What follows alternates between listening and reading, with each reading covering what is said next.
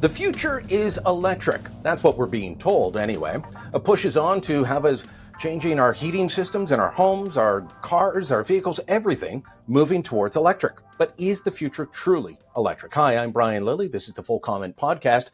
And this week we're going to look at whether or not we're ready for this so-called electric future. Canada has landed big investments in the EV battery space. Volkswagen, which has never invested in a Canadian plant, is putting up billions to build one here. Stellantis, the company that we used to call Chrysler, doing the same in Windsor, Ontario. And all the way up the 401 and along the St. Lawrence area, up into Quebec, you've got investment from European, Asian, and other countries in this space. But are we really ready for it? Are people ready to switch from an internal combustion engine running on gas or diesel to an electric vehicle? Do we have the ability to create and generate, transmit enough electricity to power those vehicles? And what about all those heat pumps that we're going to be installing? Parker Gallant is someone who spent more than 30 years in finance working at TD Bank and now spends his time in retirement researching the energy sector, its transmission and distribution of energy, and the future of it. He's written in National Post and other publications across the country, and he joins me now. Parker, thanks for the time today. My pleasure. So let me ask you, as you heard in that introduction, governments around the world, particularly here in Ontario, putting a big bet on the future being electric. So is the future electric, and are we ready for that future? Well, if we're ready, we better load up our bank accounts because it's going to cost us an awful lot of money. I just read a short article today that came out of England and saying that they're going to investigate over there. They have what is known as the Climate Change Committee, and they're now launching an investigation because they underestimated the costs in the future, and they're saying now it's going to cost trillions more. So it's pretty scary, and I don't think that the politicians have done a very good job of actually costing these things out and figuring out what the effects on the economy and our livelihoods are going to be. So my view is that I think we're in for either a tough time, or we're going to have to do, or the politicians are going to have to do a lot of backpedaling. That's my view. In terms of electric vehicles, that is part of the big push right now. And I don't want to get into, do EVs work, do they not work? My view is they work in certain settings, certain situations, but not in all. But for now, let's talk about if we did go EV, and the Trudeau government says it's sticking to its 2035 deadline of having all vehicles electric. What does that mean for the grid? Because, I think of the building that I live in. It was built in the late 80s. It doesn't have charging infrastructure in the parking garage. It's a condo building where there isn't even separate meters for each individual unit. The entire building would have to be rewired. And this is in an urban setting where EVs make much more sense than they do in a rural setting. So if that's the sort of challenge that faces individual buildings, that faces individual communities, do we have enough power? Are we ready grid-wise, whether it's in Ontario or British Columbia or Quebec or elsewhere, Alberta, for this push by the federal government to say you're all going to be charging your cars instead of going to the gas station? Well, from my view, no. I think it's going to be, as I just pointed out, a huge cost to refit all those buildings that haven't got charging units or have to be upgraded to connect with higher power from the grid. And on top of that, all of the grid has to be increased as well, as all this demand is expected to drive up our both our generation and our use of electricity for all of the functions that we perform in life that are now, supported by fossil fuels, natural gas to heat our homes instead of heat pumps, things of that nature. It just goes on. And I don't think the clarity wasn't very good in most of the politicians' brains at this point in time, not just in Canada, but around the world. It's happening everywhere. And when we get to talking about EVs, I think the bloom is off the rose. I just read an article about California, and for the first time in a decade, sales of EVs in California fell. And in Canada, it's not looking much better. The only provinces that are selling a reasonable number of EVs are the provinces that hand out, taxpayer dollars that reduces the costs. And, on top of that, we've got to spend, billions. If you look at the world, probably trillions of dollars to put all these chargers in. And these chargers, I'm going to go back to California. I remember an article I read about one of the chargers that Tesla had installed, and it was actually using diesel engine to generate diesel fuel, I should say, to generate power to charge the EVs. So there you go. There's a lot of this going on around that we don't know about, and the media doesn't report on it. Well, look, I can tell you that if California is not ready, none of us will be, because I spent some time down in California, and there are more electric vehicles there than I see anywhere else in North America, more than you would see across Canada, more than you'd see in upstate New York, in Florida. I'm just talking, or Chicago, just thinking about the places I've been recently. And, it's not just Teslas, it's all kinds of EVs that you see in California. And if their grid isn't going to be ready, I can only imagine what it's going to be like for the rest of us. Yeah. The idea that we can build capacity when we've got a government like the Trudeau government, we've got an environment minister like Stephen Guilbeault, Mr. No More Roads for You,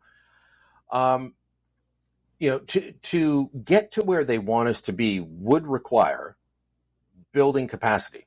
And they're fighting the Saskatchewan government over a wind and solar program that has a natural gas generator backup. That's required for those things, but they don't want them to have it. They will fight basically any major infrastructure project. You think of the amount of electricity we'll need to generate. You can't just do this with, small generation facilities or even SMRs, the small modular nuclear reactors. There's going to have to be something big. Quebec has this massive James Bay electrical generation facility that could not be built today because it flooded out a good chunk of the province. It would be considered an environmental abomination today to build like that. But that's the type of scale that we're going to need, isn't it? Yeah, it is. But if Mr. Guilbeault doesn't let us build any roads to get up to James Bay, we're going to be in trouble. Same thing with the the commodities that are required to make the electric vehicles and batteries that they use. I mean, we have those minerals in Canada, but we don't have the roads I keep thinking of the Ring of Fire. A lot of Ontarians would know about the Ring of Fire. It's supposed to be loaded with all kinds of valuable minerals, but we can't build a road there to it anymore. if Mr. Guilbeault gets his wishes. And I was reading another article from quite some time ago, and I think the cost of building that road to the Ring of Fire was north of $1.5 billion. So, where are they going to find all these dollars to pay for these infrastructure projects is beyond belief. I just, you can't just reach into your pocket and say, oh, we got lots of taxpayers that we can ding, or we're running a big surplus in our annual budgets. They're not running any surpluses, any of the governments, except perhaps for Alberta. And, they benefit from the oil and gas sector. So I don't know where they think they're going to get all this money. And besides that, they've got all the regulations to go through. They've got to, make sure that the First Nations involved are going to be on their side, and so the hopes that we're going to get there by 2035 is unbelievable. It's not going to happen, I don't think. I mean, the other thing that's Well, happened, so the I other was thing just that's going to say, for people that don't know about the Ring of Fire, it's a major mineral deposit in northern Ontario in an area with no roads, no infrastructure, and the Ford government has been working closely with. I've been hearing about it for 20 years or more. I remember hearing about it from. Actually, it's more than 20 years ago now, because I remember hearing Ernie Eves when he was premier, and he left office in 2003. Ernie Eves, Dalton McGuinty, Kathleen Wynne, now Doug Ford. Ford has moved it along a bit in terms of deals with some of the local First Nations, but you've also got some that are opposing it. The ones closest to it say, yeah, this is great. This will be economic development, but you've got some that are going to oppose it, and that will slow things down. And so that chromite, that nickel, that copper, zinc, platinum, all these metals, it's going to take a lot of effort, money, and time to get that out of the ground. And meanwhile, you've got developments where people are going around and looking, because of this electric vehicle battery rush, you've got people looking in new places for minerals. And down in California, back to there, the Salton Sea is considered one of the biggest lithium deposits, and it's green and it's easier to get to than the Ring of Fire. They've already got roads around the Salton Sea. So there's going to be this ongoing competition, and also competition to get the minerals, and it may not be able to get enough materials to build the batteries that Trudeau's calling for by 2035. Yep. I mean, the top 10 battery manufacturers now in the world, out of the top 10, 9 of them are from China, believe it or not. And the biggest one is this CATL, CATL. That's the stock trading name. I'm not going to get into the actual name of the company, but they have a 40% market share of all EV batteries around the world that are produced by, whether it's Tesla or whether it's, Stellantis, it doesn't matter. So they have basically got, full control. And they've got, lithium mines and other access to all the other minerals needed around the world. And a lot of them are, coming out of China. I mean, the funny thing about that, EVs, is the fact that probably 90% or maybe even higher of all electric batteries for vehicles are made in China and made also for the battery energy storage systems. So if they're all made in China, how clean are those are those batteries when they arrive? I mean, China's got over 1,150 coal mines, and they keep opening up more and more. So I'm sure those coal mines are emitting all kinds of greenhouse gases over there in China. But when the batteries land in Vancouver or one of the ports here, all of a sudden they're going to be clean, non-emitting or anything else. I just think it's funny. And then on top of that, I just also read that in France they're working on basically trying to recover the minerals from EV batteries. And there was a plant near Toulouse, I believe, in France, that recently just caught on fire. 9,000 tons of lithium caught on fire and was burned up. And you should have seen, they actually had a video on the article I read.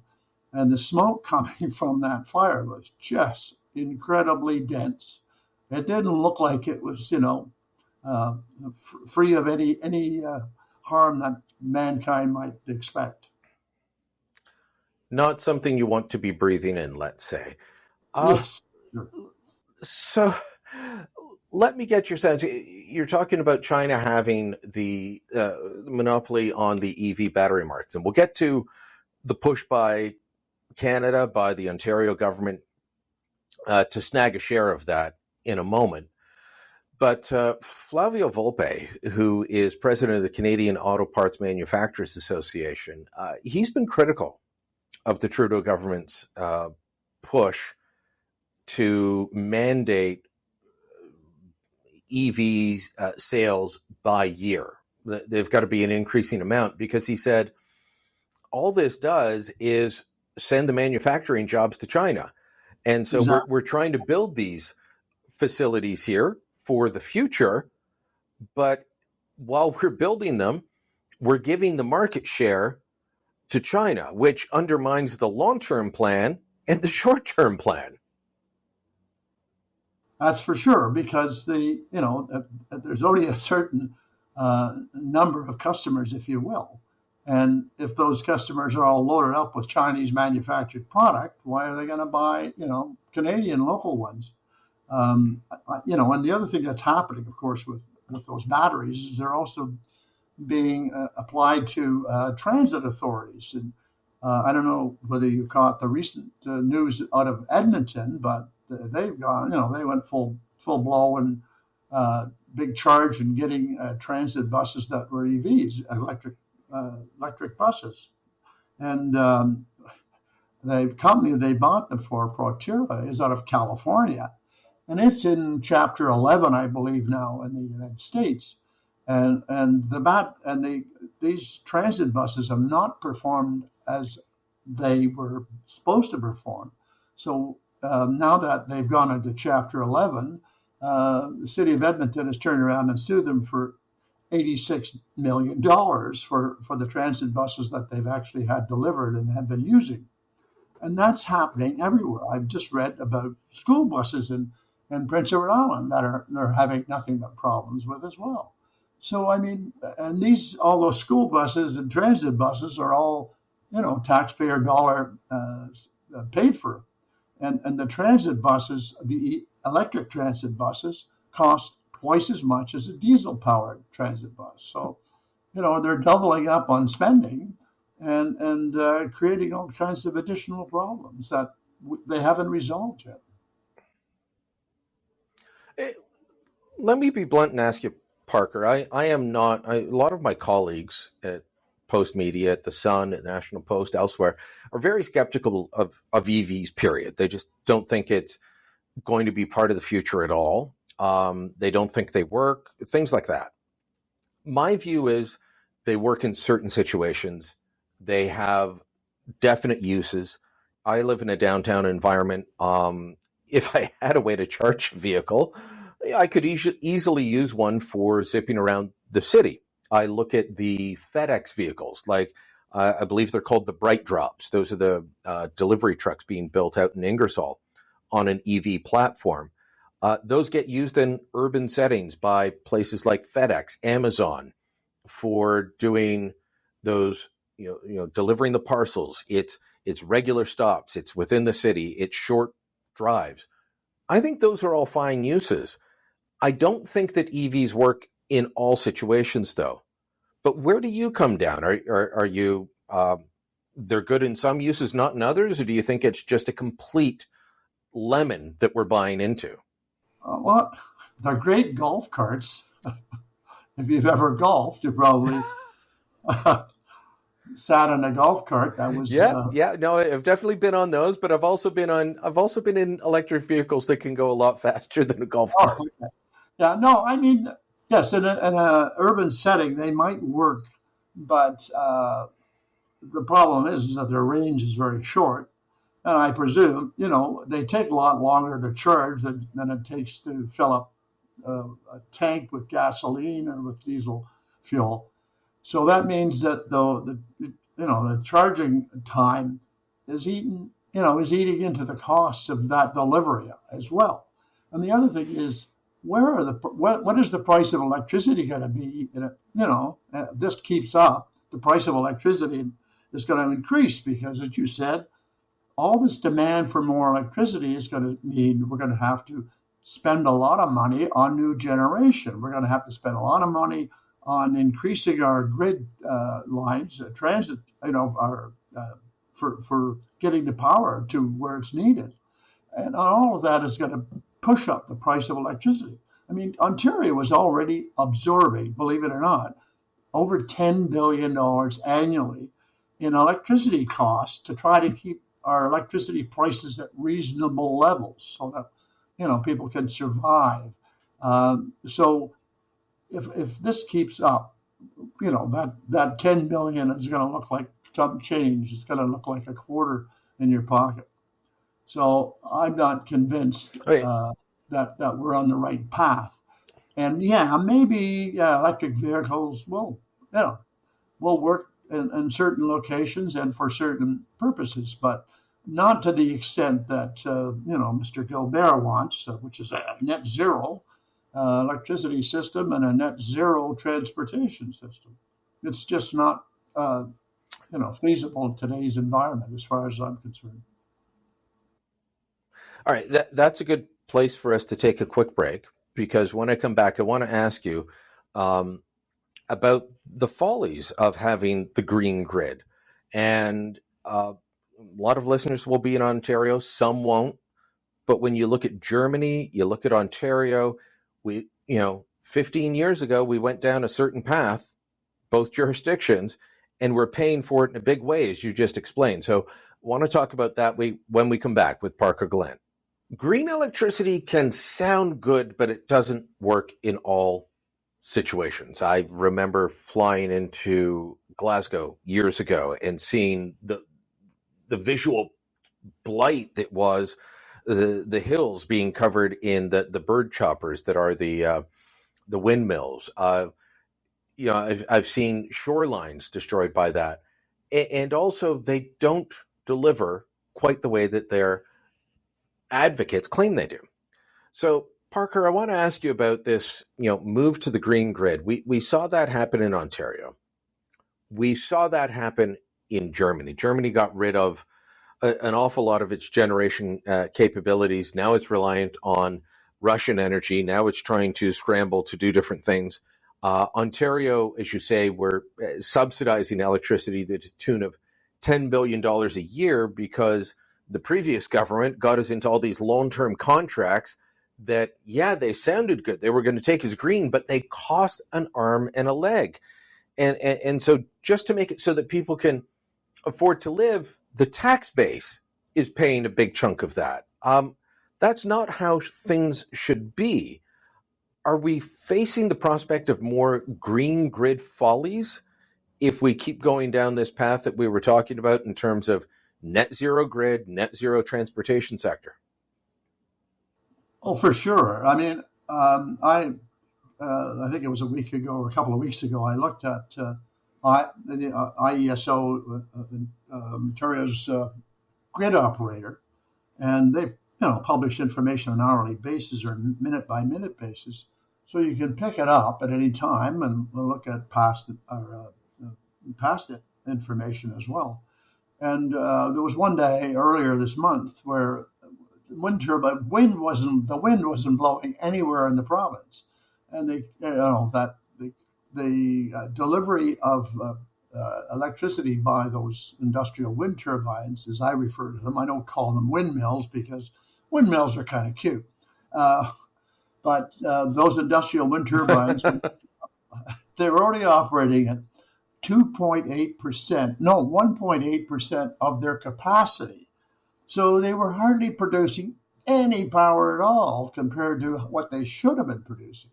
And the whole thing is with industrial wind turbines in Ontario and most locations around the world, they generally average about 30% of their capacity delivered over a full year. But sometimes that can be zero, and other times it can be as much as 90%. So what are we going to do to sort of fill in the blanks, if you will, or what do we do when we got too much power? Well, in Ontario, we quite often will curtail the wind generation, or we will simply spill hydro because we don't need the power, and the extra power would basically terminate the grid or cause blackouts. So the whole system operated by IESO has to be fine-tuned, if you will, to sort of accommodate when the wind is blowing and when the sun is shining, because we also have solar panels. If you're going to, I always remember. And for people For people outside of Ontario, let me just explain. The IESO is the Independent Electricity System Operator, correct? That's correct. Yep. Yeah. Yep. Yeah. And And right now, as you and I are speaking, we're looking at generator availability of about 28,000 megawatts and just 293 megawatts coming from solar, 3,000 megawatts coming from wind, 8.3 thousand coming from nuclear, 4.2 from hydro, 2,400 from gas, and 31 megawatts from biofuel. So it's, today's a good windy day apparently, but it's not a good solar day despite it being sunny outside my window. yeah, yeah, you might be, maybe there's cloud covered in a lot of other areas. So you never know that. And that's the problem, is the wind is not going to cooperate as to what part of the grid it's supplying power to. So what that means is basically you have to effectively increase the grid tremendously to be able to move that power around more effectively. And what does that do? Well, that drives up the price of things, right? So everything that's being done in respect to electrifying the grid is going to cost a lot more. And the other alarming thing that has just surfaced very recently out of the United States is that because that's not just Ontario, but really around the world, these, I don't know if you run across them, but BESS units, they're battery energy storage systems. So the batteries only store power. Mm-hmm. They're created, right? So you basically store power if you have surplus power produced somewhere from perhaps wind turbines. When we don't need it, they'll just charge the batteries. And those batteries can then turn around and produce whatever they're rated at, whatever the megawatt capacity is. For 4 hours, they can produce that capacity, which is, not a heck of a lot, but it's going to add something, some reliability, if you will, to the grid. But the alarming thing about that is, and I think I mentioned Catel, that Chinese battery manufacturer before, but a lot of the units in the United States that are those battery energy storage systems have got their batteries. And of course, the U.S. and China are right now in a bit of an angry mood with each other. And the U.S. is becoming concerned about the capabilities of those batteries and what they might be able to do in terms of screwing up the grid in the United States, etc.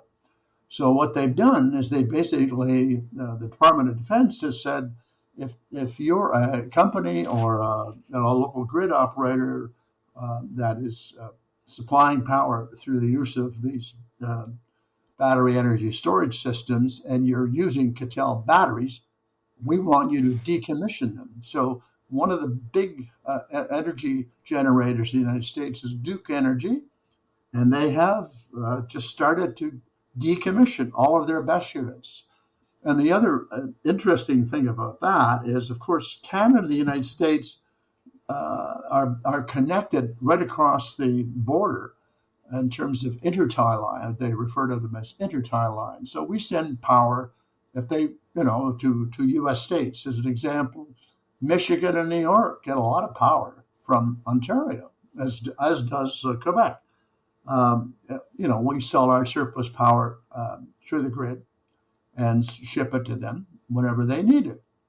And anyway, we also have those BESS units, and my guess is that, I know for a fact that NERC, which is the National Energy, I'm trying to think what it's called.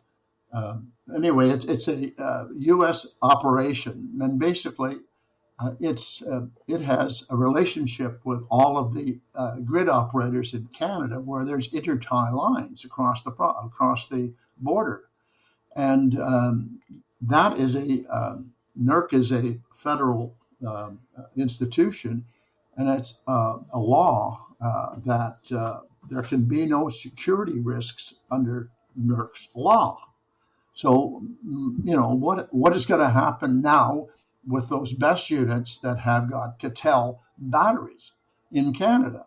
is that going to shut down these intertie lines between, say, Ontario and Michigan, or Ontario and New York, or it's hard to know. And then, you go further out, Saskatchewan and the provinces south of them, and Manitoba. Manitoba does a lot of power, hydropower to U.S. states under firm contracts. And the same thing with British Quebec. Columbia and Quebec both do. Yeah, exactly.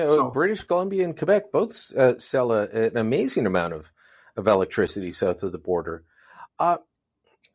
In terms of Alberta and Saskatchewan, they've been fighting Stephen Guilbeault quite fiercely on his changes to the electrical grid. Is there a danger that, if Guilbeault isn't stopped, that we end up with sustained damage to the ability of our electrical grid to generate the power that we need for the future? Oh, very definitely, I think. And both Saskatchewan and Alberta have the right, to be able to do that. I mean, if they're supplying power to their own population, there shouldn't be a cross-border, if you will, effect. But of course, the Climate Change Act and everything else that has gone on in Canada is federal, as is the fact that if you run intertie lines across the provincial borders, it becomes a federal issue as well. So he can, turn around and set, if you will, write the laws that basically determine what these people can do or can't do. And of course, and the regulations that were recently were released last year, I guess, have been revised, but only slightly revised. So they will, if there's a gas generation plant, as an example, that's being built at the present time in either of those provinces, or in Ontario for that matter, that generation plant, as long as it's up and running by 2025, it won't be affected by the shutdown that has been proposed in the original act, I should say. So it will be able to extend its life for that 20-year contract period beyond 2025. And it's not clear yet whether that will be extended or not extended. So that's kind of an interesting issue. The other thing that's come up is there's been changes to the tax system as well, proposed changes to the tax system as it relates to energy. And one of the things that is being included in these proposed amendments is that if you are a renewable energy operator, you will be able to create carbon credits, and you'll be able to sell those to those nasty people that are emitting any kind of emissions at all. It was kind of amusing when I read that. It was a release from the law firm Osler. Anyway, when I read that, I happened to have, at the same time, read about the U.S. and in California. That's been going on. They've been allowing those credit offsets to be issued for some time. And one of the things that they've done is, of course, Tesla has a huge plant there, is they've been handing out these, carbon credits to Tesla. And Tesla's been selling them like crazy. And I think Stellantis, or the U.S. offshoot of Stellantis, has signed up for, I think it is like $1.2 billion of tax credits, right? The carbon credits that they want to buy from Tesla. So I thought, curiosity piqued. I decided to look at the financial statements for Tesla recently. And in the first 3 quarters of 2023, they picked up literally about $1.3 billion in the revenue from selling carbon credits to various, companies that have to buy them. That's got to be as lucrative, if not more lucrative, than selling their cars. Yeah, right. No, for sure. So anyway, I mean, there's so many things that are going on. It's hard to keep track of them all. And, I just can't believe it. I just see Let me ask you about the push to get battery plants into Canada, or the battery manufacturers into this uh, into our system. You're talking Look, Volkswagen. Canada, in the grand scheme of things, Volkswagen, Stellantis. I'm forgetting some of the other companies. There's a parts maker out in towards North, Belleville, Kingston area. yeah, Yeah, North, and you've got a bunch of these. And in the grand scheme of things, Canada is a small player, and we are not going to, we could abandon um, uh, the decree that we've got to have all vehicles electric by 2035 tomorrow. And if the United States stayed on it, if California stayed on it, um, the industry would still be going that way. And that's why I'm not opposed to the governments of the day trying to say, all right, well, if you're going to go electric, we want part of that. We want to stay in the manufacturing business. Ontario has been, for more than a century, well more than a century, central to auto manufacturing. And you want to keep that. But will there be enough demand to keep this going? Or, are we going to eventually end up where Toyota is right now? Toyota is one of the world's leading manufacturers of automobiles, and they have been more along the lines of, you know what, we're going to stick with hybrids for now. We don't think that we need to go full EV. We think there needs to be a bridge. We're not there yet. What are your thoughts on both the federal and the Ontario provincial government putting in a lot of effort, not necessarily money because it's production tax credits. You only get the tax break if you make it. But what do you make of the push to keep this manufacturing in this country as opposed to just saying, you know what, let it go wherever? Well, I mean, I think the auto industry in Ontario has been an important employment area for many, many years, for decades. And I think it's important that we recognize that. I'm not sure that, by producing those electric batteries, that's going to place us in a great position. That's not producing the automobile, it's producing the battery, right? And what we really want to do is assemble them up here, and that's what most of our activity is. And there's some a lot of smaller, medium sized. Most of our activity is actually parts. Yeah, but that's bigger now than the manufacturing is the parts. Yes, right. There's a lot of parts that, as I said, come from the small, medium-sized manufacturers spread throughout the province, and that's really important to keeping our employment levels in that area, right? But as I said, manufacturing the batteries is, if there's no sales happening, we're going to be manufacturing something that's not in demand, and that's my concern.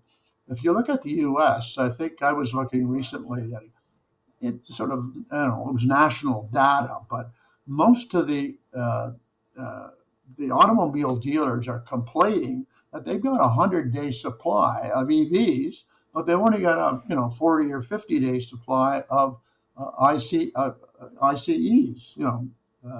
So those electric vehicles are not selling at the present time. So what are we doing? And if they're not selling, they're not going to need batteries. The manufacturing where they're actually manufactured, they're going to need the batteries. So why are we getting into the battery business? I mean, that's we're shooting ourselves in the foot. And the price of lithium has dropped through the floor, as a lot of the primary materials have as well associated with battery production. So I'm not sure we picked the right area to throw a lot of our tax dollars at. I mean, the other thing that happened, of course, and this has been under the table, is that Stellantis and VW both got big tax breaks. They're not going to be paying the same rates for those operations as anybody else in the business. Well, they're going to be paying a lot less. My argument on that, having read first off, that only stays in effect if the Inflation Reduction Act in the state stays in place, which hopefully it disappears because even Democrats are against it in the U.S. now. But if it stays in place, it's roughly a 25% reduction in the tax rate. So my view is that 75% of something big is better than 100% of nothing. Well, yes, but as I said, if EV sales don't take off, what's going to happen? There's going to be layoffs in those plants, right? There's not going to be a demand for those batteries that are eventually going to be generated or produced. I mean, the thing is, I don't think that they'll ever get to the, we've heard of the 12 and the $13 billion in, credits to them. I don't think they'll ever get there because one, as we discussed earlier, we don't have access to the minerals, whether it's from the Ring of Fire or from the Salton Sea in California or from China. We don't have access to enough minerals to make that many batteries. And as you say, the demand is going down. My brother-in-law is a gearhead. He races motorcycles. He's got high-end trucks. He put a deposit down on an F-150 Lightning EV, and then after more than a year withdrew it because he's never going to get the truck, and there appear to be problems with it. Yeah. I mean, that's the other issue is that these are all new models, and they, quite often new models have problems at the start for the first few years. But if the sales don't take off, that means there's going to be less of a need or a wish on the part of those manufacturers to try to correct those problems. So I mean, all right, Parker, I'll rephrase the question that I started off with. And I asked you at the start, is the future electric? And so now I'm going to ask you, is the future electric? And if not, what is it? What are we looking at in terms of the automobile? Have our politicians gotten it wrong? Has the CEO of Toyota gotten it right with his push towards hybrid technology? What is the future? When it comes to, I know our conversation has been about much more than automobiles, but that's a big focus of all of this. So specifically with automobiles, what is the future? Well, my view is that, hybrids make a lot of sense. And Toyota have a lot of smart people. I mean, they're the biggest automobile manufacturer in the world now. So, and the reason why is because they've always, headed in the right direction and have recognized how things are changing or what will be accepted or what will be rejected. And that's, my belief is that they have a group of people that are very smart that are planning their future. And I think, hybrids make a lot more sense than just straight EVs. Hope you enjoyed this conversation with Parker Gallant. We hope that you will send some feedback. Let us know what your thoughts, what works for you, what doesn't. Full Comment is a post-media podcast. I'm Brian Lilly, your host. This episode was produced by Andre Proulx with theme music by Bryce Hall. Kevin Libin is the executive producer. Remember, you can subscribe to Full Comment on Apple Podcasts, Google, Spotify, and Amazon Music. You can listen through the app or your Alexa-enabled device, and you can help us out by giving us a rating or leaving a review and telling your friends about us. Thanks for listening. Until next time, I'm Brian Lilly.